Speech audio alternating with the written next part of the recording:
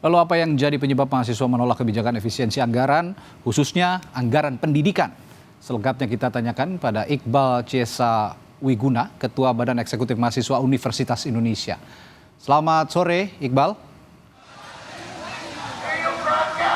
Ya, Iqbal, yang Selamat paling... sore, Mas Radi. Baik, yang paling Anda cemaskan atau teman-teman mahasiswa cemaskan dari penghematan anggaran ala Prabowo, terutama di sektor pendidikan, bisa diungkapkan, Iqbal?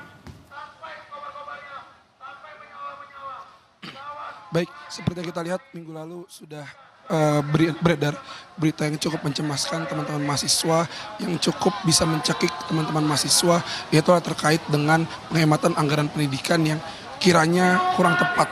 Dan ujungnya adalah terancamnya 600.000 lebih mahasiswa yang ada di Indonesia itu penerima KIPK terancam untuk putus kuliah. Lalu ditambah lagi pendaftaran KIPK yang sudah dimulai untuk tahap 2025 itu terancam untuk tidak lanjutkan.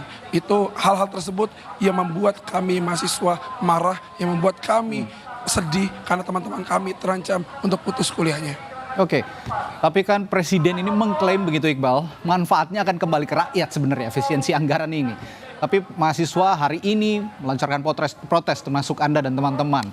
Jadi langkah hemat ala Prabowo Gibran ini yang paling Anda khawatirkan di sisi mananya?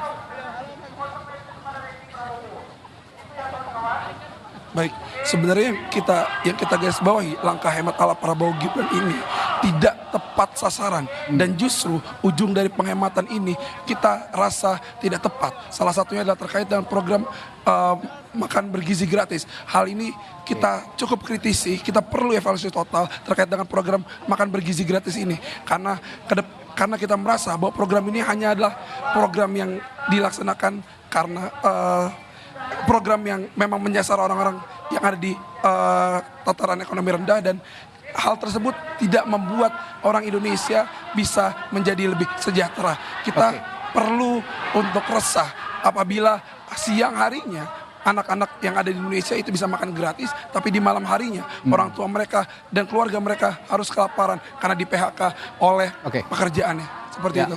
Poin Anda dan teman-teman tidak tepat sasaran, itu tadi yang saya garis bawahi ya. Lalu apakah Anda dan teman-teman juga sudah beraudiensi dengan Kementerian Pendidikan Tinggi, begitu Iqbal, untuk masalah impact yang paling terasa untuk dunia pendidikan misalnya?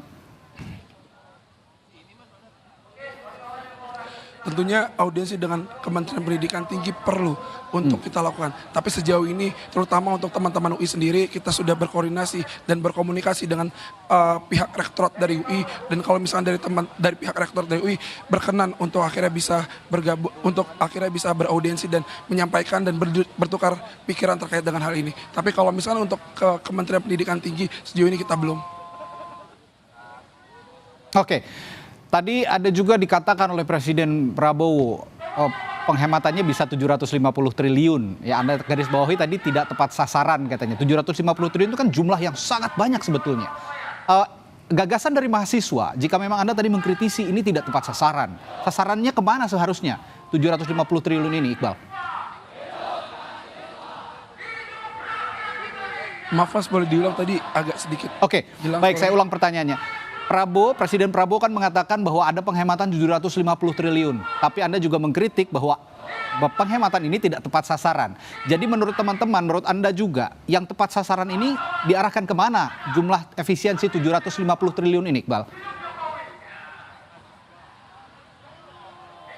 Tentunya Presiden Prabowo dan kabinetnya perlu untuk mengevaluasi kembali. Memang kita lihat banyak kementerian-kementerian yang diefisiensikan anggarannya. Tapi kita bisa lihat ada kementerian-kementerian dan badan-badan lembaga yang efisiensinya justru sangat sedikit.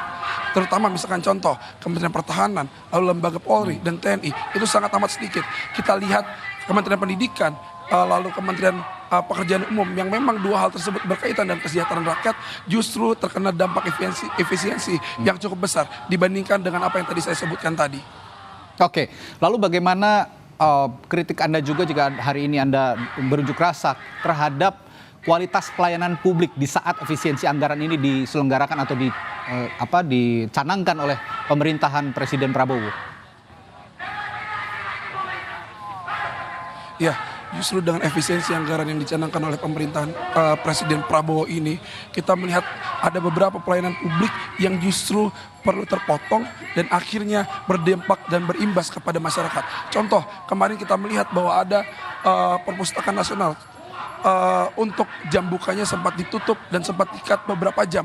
Itu justru membuat kita para masyarakat itu lebih sedikit para masyarakat terdampak karena langkah-langkah efisiensi anggaran yang dilakukan oleh Presiden Prabowo. Tentunya pelayanan publik pasti akan terdampak seperti itu. Oke, elemen mahasiswa hari ini yang terlibat unjuk rasa selain dari Universitas Indonesia sudah ada konsolidasi dengan kawan-kawan mahasiswa dari kampus lain, Iqbal? Ya, kita ada konsolidasi dengan teman-teman elemen mahasiswa yang ada di kampus lain, dengan BEM seluruh Indonesia Kerakyatan, dengan aliansi masyarakat sipil juga, dan teman-teman dari aliansi BEM Indonesia lainnya, seperti itu. Oke, saya juga akan menyinggung soal UKT. Ini Anda juga tadi sempat menyinggung juga bahwa anggaran pendidikan ini akhirnya diefisiensikan tapi tidak tepat sasaran. Nah, konektivitasnya antara apa yang Anda kritik dengan UKT kira-kira ada yang bisa Anda jelaskan, Iqbal? Saya rasa ini cukup tegas dan sudah disampaikan juga setahu saya oleh Kemendikti bahwa mereka menyampaikan bahwa ada kemungkinan UKT akan naik dari bentuk penghematan anggaran yang terjadi di Kemendikti tersebut dan itu sudah jelas disampaikan oleh Kemendikti pada saat itu. Lalu dalam waktu dekat ini apa yang akan teman-teman mahasiswa lakukan? Khusus soal anggaran pendidikan dan terkhusus lagi soal UKT ini, dampak dari efisiensi. Boleh diulang, Mas? Ya, dalam waktu dekat ini, Iqbal, kira-kira konektivitas tadi apa yang Anda kritik dengan perihal UKT ini, dalam waktu dekat apa yang akan teman-teman mahasiswa dan Anda juga lakukan?